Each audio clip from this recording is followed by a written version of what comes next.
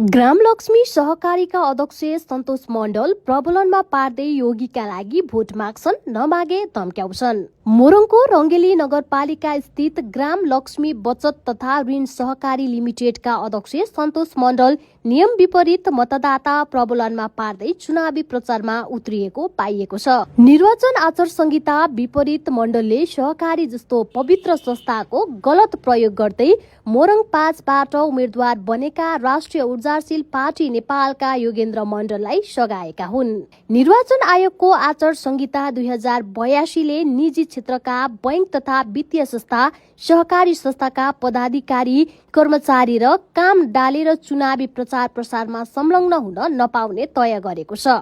तर आचार संहिताको धज्जी उडाउँदै रङ्गेली नगरपालिका 7 मधुबनीमा अवस्थित ग्रामलक्ष्मी सहकारीका अध्यक्ष मण्डलले मोरङ 5का विभिन्न स्थान पुगेर योगीका लागि भोट मागिरहेका छन्। त्यति मात्र नभएर आफ्नो सामाजिक सञ्जालमा योगीका भोट अपिल सार्वजनिक गर्ने र सहकारी अनि त्यहाँ आबद्ध सदस्यहरूको आड भरोसामा भोट मागिरहेका उनले आम मतदातालाई प्रबलनमा पारेका छन्। सहकारीको अध्यक्ष जस्तो गरिमाई पद बिर्सेर दलको कार्यकर्ता जस्तो बनेर उनले योगीलाई भोट दिएमा सहकारीको ऋण मिनाहासम्म गरिदिने भन्दै प्रबलन देखाउने गरेका छन्। आश्वासन बाहेक काममा सिन्को नभास्ने योगेन्द्रका पक्षमा भोट माग्ने गरेका उनले मतदातालाई धम्क्याउने गरेका छन्। अनि योगेन्द्रलाई भोट नदिने मतदाताको मनोभाव बुझेमा मण्डलले उनीहरूलाई धम्क्याउने गरेका हुन्। विशेष गरी सहकारीका ऋणीलाई योगेन्द्रको पक्षमा भोट नहाले सम्पत्ति लिलाम गरिदिन्छु भन्दै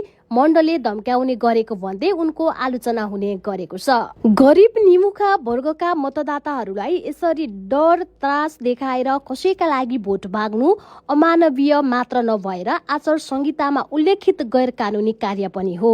मतदातालाई प्रबलन डर त्रास देखाउँदै मरिहत्ते गरेर उनले भोट मागिरहेका योगी निवर्तमान सांसद पनि हुन्। अघिल्लो निर्वाचनमा स्वतन्त्र रूपमा जित निकाल्दै प्रतिनिधि सभा सदस्य बनेका योगीले संसदमा प्रभावकारी भूमिका खेल्न नसक्दा आलोचित छन्। त्यसमाथि पनि आफ्नो भूमिका बिर्सेर सार्वजनिक अस्पताल र सामुदायिक विद्यालयको शौचालय सफाई गर्दै ढोक पिटेका उनी जनमाहौल आफ्नो पक्षमा नहुने देखिएपछि यसपालि दल खोलेर चुनावी मैदानमा होमिएका छन्। घर दैलोमा मतदाताको घेरामा पर्न थालेपछि चुनाव जित्न साम दाम दण्डभेद लगाएर चुनाव जित्ने दाउमा लागेका उनले अब वित्तीय संस्थाका पदाधिकारी कर्मचारीलाई चुनावी प्रचारमा लाग्न दबाब दिने गरेका छन्।